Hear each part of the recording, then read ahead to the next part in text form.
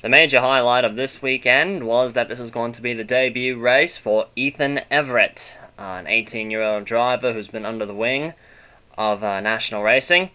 He was signed to drive the National Racing car, which will be known as the Team SAR USA, number 11 car next year.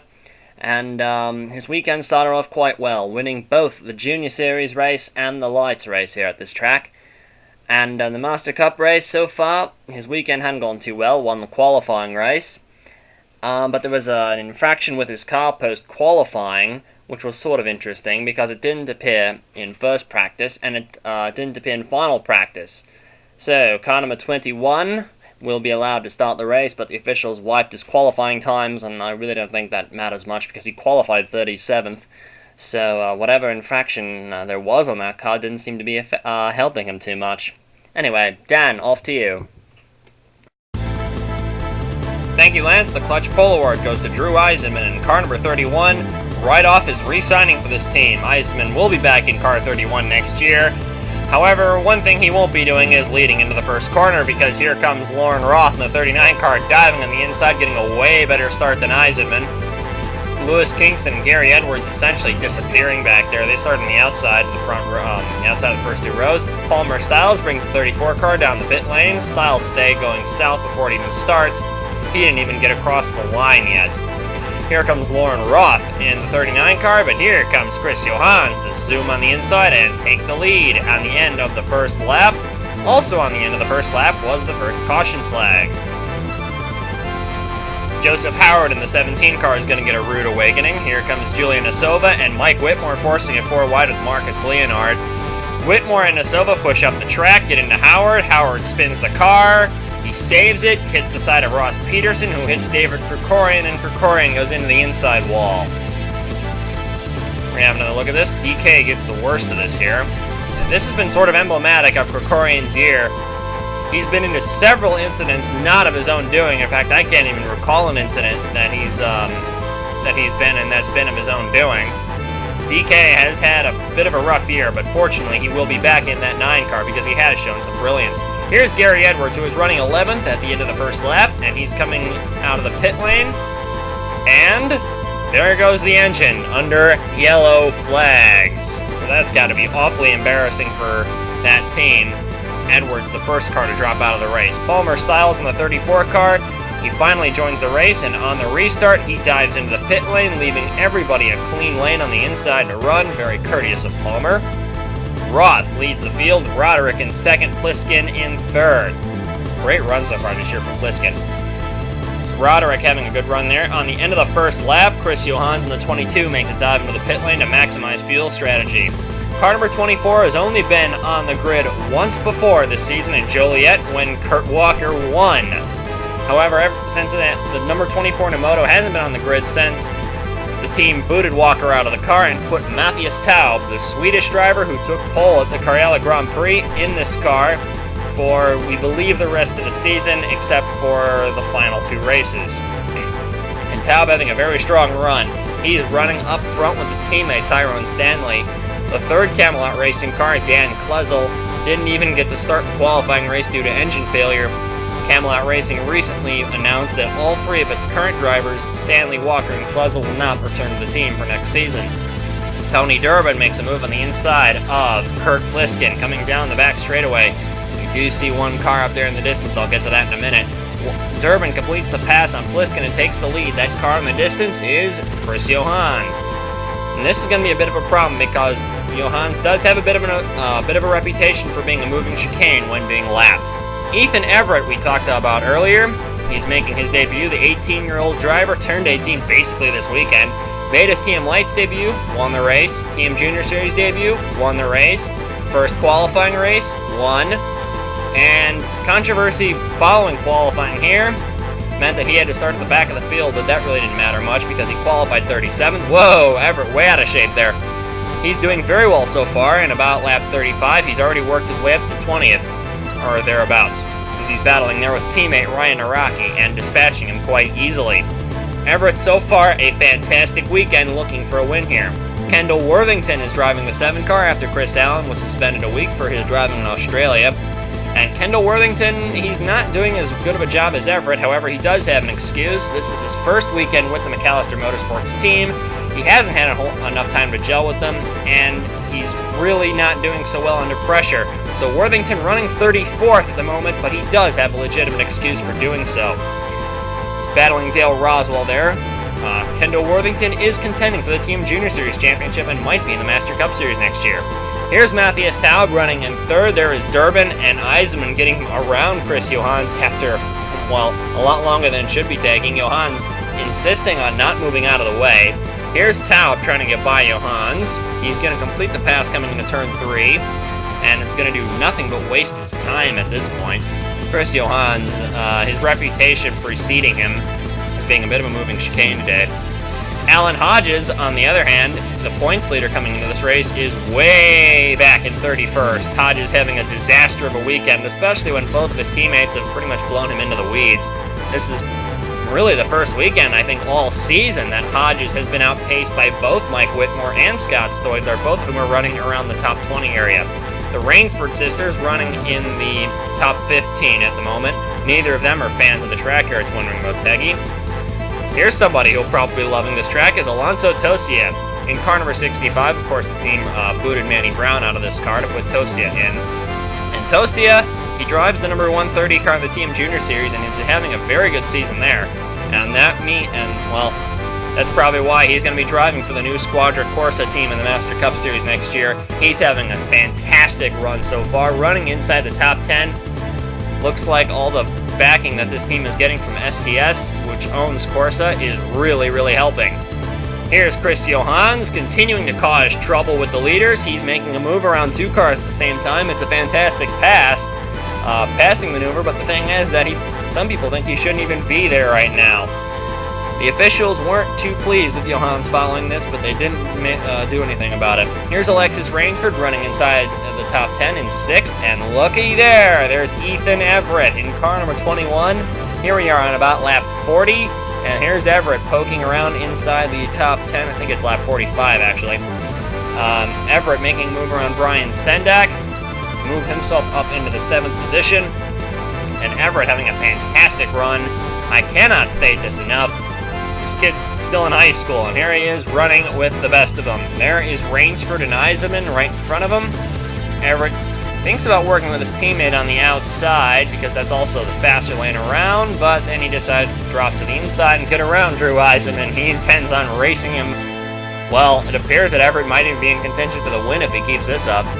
Tony Durbin and Brian Sendak are first and second, and then there is a bit of a logjam back there as Chris Johans is battling with the other cars. Has slowed him down significantly, but that is actually Curtis Darcy sitting in third in the audience car.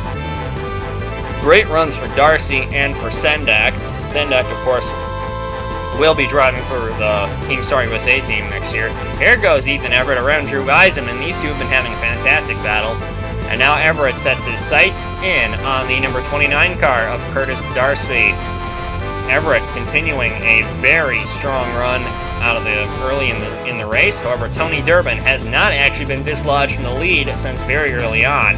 Here's Ian Cooper, and we haven't really seen him much because he hasn't really been doing anything other than failing to qualify and running in the back. The number 2 Backyard Grill Volpe, whenever we have seen it on the track, it's been in the wall or not racing at all. But here he is inside the top 10, and here's Ethan Everett on lap 61, making a move on the inside of Tony Durbin, and Durbin gets a little out of shape, and Everett going to come down the back straightaway, is going to give the fans what they've actually been looking for quite some time, a lead change. Here comes Everett on the bottom, and he's going to finally make the move. Ethan Everett from last to first in 60 laps, that's pretty good, that's half distance. Everett moves himself into the lead. The other debutant driver, Kendall Worthington, has redeemed himself from earlier in the race. He's moved his way all the way up to the midfield, so Worthington's finally getting comfortable with the car, and he's beginning to show what he can do.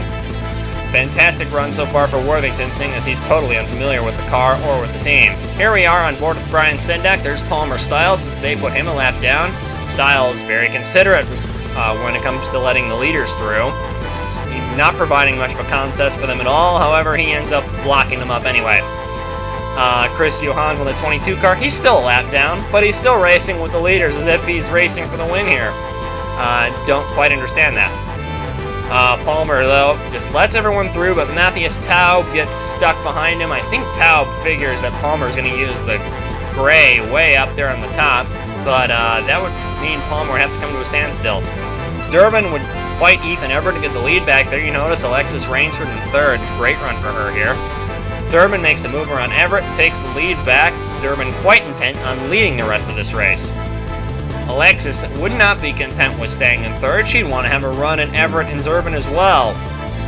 Coming down the back straightaway, Alexis gives Everett just the slightest nudge, and then gives a good run coming down the back straightaway, dives in into turn 3, and is able to make the pass stick, and almost makes it one on Durbin as well. Doesn't have enough power to make to go all the way past Durbin for first. Caution 2 flew on lap 70. This is only the second caution of the day, the second and final, I should say. And that was due to Rachel Rainsford's car running out of fuel on the racetrack right before green flag pit stops were supposed to take place. Rachel stalls the car, and everybody misses her, somehow. Meaning that this is green flag pit stop, shuffled up the order, putting Stephanie McGlynn in first and Julian Asova in second, Scott Bates in third. Joseph Howard would be shuffled up to fourth, and Tony Durbin back to fifth. McGlynn got a very good jump off the line. McGlynn very popular here in Japan. We believe, though, that McGlynn will be moving over to the STS team, even though there is a lot of pressure in Japan to keep her at the Starnamoto team. That was obviously not happening. And there you see McGlynn way out in front. Here comes Tony Durbin around a bunch of cars, and here he is going to challenge McGlynn for the lead, but Durbin and McGlynn pit one lap after the restart in order to maximize a fuel strategy they have. They weren't the only ones to do this. Joseph Howard and Scott Bates also follow, and you can see Julian Asova over there running against the wall. We're going to have a look at that in a second. Apparently Asova has a bit of a brain fade here, and I don't care how much experience you have. That was a pretty silly move there. You can't go through a wall. Not sure if anyone told her or not. Anyway, Damian Snyder assumed the lead of the race with Lewis Kingston sitting in the second position. Kingston having a very strong run. Of course, Kingston's only Master Cup Series win came on a track similar to this at the Fort Worth track in Texas. Of course, the Master Cup Series will most likely be revisiting that track next season. Here's David Krikorian, and let's shed some tears for him. He's running 39th right now. He's a couple laps down, and he's really just getting in the way, but not as much as Chris Johans. He's sort of being more Palmer Styles than Chris Johans at the moment, as he's letting the leaders through, but he is sort of putting up a little bit of a fight. Apparently DK doesn't really have much going on for him this race. Here's Ethan Everett, who was mired back due to his fairly slow pit crew. That was something that almost cost him the junior race, put him a couple laps down there, but he made all that ground up. Here he is trying to get around Drew Eisenman, fighting his way back into the top 10. Tony Durbin, in the meantime, has dropped all the way to 34th. He's actually racing those two cars for position. And here's Alexis Rainsford sitting in 5th. Those other two cars, of course, being Chris Johans and Rachel Rainsford that Durbin is racing, and the leaders have finally caught them to put them all a lap down. And notice the car in front of Alexis. That is Ian Cooper in 4th position. Is this the Ian Cooper of old we're seeing? Leonid Roderick, we haven't seen much of him today. Hard to go through a race without talking about Leonid Roderick. He's currently sitting 16th. A bit further back in the field, Roderick having a quiet run. Apparently just doing some points racing because there are some tracks coming up that Roderick is very good at. And here's Ian Cooper running second. Gets around Chris Johans, a lap car, and has only Damian Snyder in front of him, and in front of Damian Snyder is Tony Durbin. Of course, some people think that Snyder will use Tony Durbin to block for him and allow him to get a bit of a gap on the rest of the field. However, others thought that that wouldn't be the case. Ian Cooper does have some history with National Racing. He drove for them alongside Steve Marshall a few years back, and the two drivers nearly destroyed the entire team after wrecking each other, well, incessantly. Snyder got around Tony Durbin and put him a lap down. However, Durbin didn't take too kindly to this. Now coming into turn 1, Durbin has a good run on Damian Snyder, and actually cost Snyder the lead here because he gets around him, and Ian Cooper in the number 2 car there says, well, thank you very much, sneaks behind Durbin and runs right with him right past Snyder. putting Snyder back to second. However, Chris Johans gets around Ian Cooper and then tries to run Tony Durbin for position. Cooper obviously not too happy about this, but this gives Damian Snyder the lead back. So it appears there's not a whole lot of teamwork going on between Durbin and Snyder. Ironically enough, Snyder's actually leaving that team at the end of the season. Here's Ethan Everett and Alexis Rainsford that are going to go for first and second towards the later stages of the race. Under 10 laps to go at this point. Everett runs with Rainsford. Rainsford holds the high side. Everett makes a dive to the bottom. And look at Danny Savin in that green 91 car having a great run here towards the end of the race. Savin pretty much come from nowhere to put himself where he is now. Everett holds the lead of the race, but again, his run is spoiled by Chris Johans on the 22. After passing Johans opens up the inside.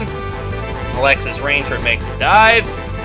Doesn't quite clear him, almost runs into the back of him again. The officials warned Alexis Rainsford for aggressive driving for this. And then Rainsford finally is able to complete the pass, coming into turns 1 and 2. It does take her a while to complete it, but she does complete it. But then, guess who? Chris Johans, to spoil the fun again.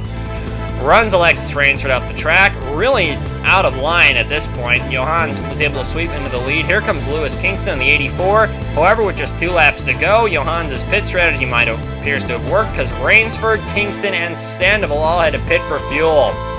As did Ian Cooper with 1 lap to go. That's who's up there, leaving the battle for the win between Danny Savin and Ethan Everett. Everett's going to get by Danny Savin as you see him coming into the first turn. Savin gets a little bit loose. Several cars have to stop for fuel. Ethan Everett is going to get around Danny Savin coming into turns 3 and 4. A pass in the last turn on the last lap for the win. Ethan Everett is going to take his first win in his first start here at the Twin Ring Motegi. And he pretty much is locked up. Youngest winner ever in the TM Master Cup Series. 18 years old, and Everett. An amazing drive from last to first. Drew Eisenman came across the line in 3rd. Damian Snyder in 4th. And Snyder's going to be leaving that team at the end of the season. Anthony Evans in 5th. His team will run for the Independence Trophy next year, while Evans himself will drive for Team EFR next year. Lauren Roth in 6th, Dale Roswell in 7th. Tyrone Stanley is the highest finishing Nemoto in the field. Of course, Nemoto is a Japanese car, hence why I mentioned that. Woody Watts is 9th. This is a great run for Watts. And then Ryan Naraki, interestingly enough, Woody Watts appears to have a drive already locked up for next season, whereas Ryan Naraki, I don't even know where he's going to be driving. Some people don't have Ryan Naraki driving anywhere. And here's the top 10 in points. Alan Hodges leads by 2 points over Tony Durbin after Durbin's pit strategy went, well, nowhere, and Alan Hodges didn't have a much better run himself. Leonard Roderick jumps to 3rd, Rainsford to 4th, Damian Snyder 5th, Dale Roswell in 6th, Arto Kekkonen, he's pretty much got Rookie of the Year sewn up, in 7th, Scott Stoidler in 8th, Mike Whitmore to 9th, and then Kurt Pliskin sits in 10th. Should probably note that Mike Whitmore hasn't really been rumored to drive anywhere either. Whitmore is sort of in contention for the number 12 McAllister seat with Ryan Naraki and a few other drivers, including Matt Taylor. Anyway, here's 11 through 20, Chris Johans. He's not going to be driving for that team, but some think he already has a drive for next season already inked down. Lewis Kingston in 12th, Rachel Rainsford 13th, Stephanie McGlynn 14th, Gary Edwards 15th. The rock star Danny Savin will move over to drive for Alan Hodges' team next year, but will keep his car number. Drew Eisenman is 17th in the standings. He'll drive this for the same team next year. Ross Peterson in 18th. He's going to go drive GT cars next year. Actually, he's going to drive a P1 car next year. My mistake. Scott Bates in 19th. And then Ryan Naraki rounds out the top 20 in the standings. And Ryan Naraki, we don't know where he's going to be driving next season. And judging by some of his very, very accident-prone performances, some people think that it won't be in the Master Cup Series next year. That's all for this week in the TM Master Cup Series. I'll see you next time.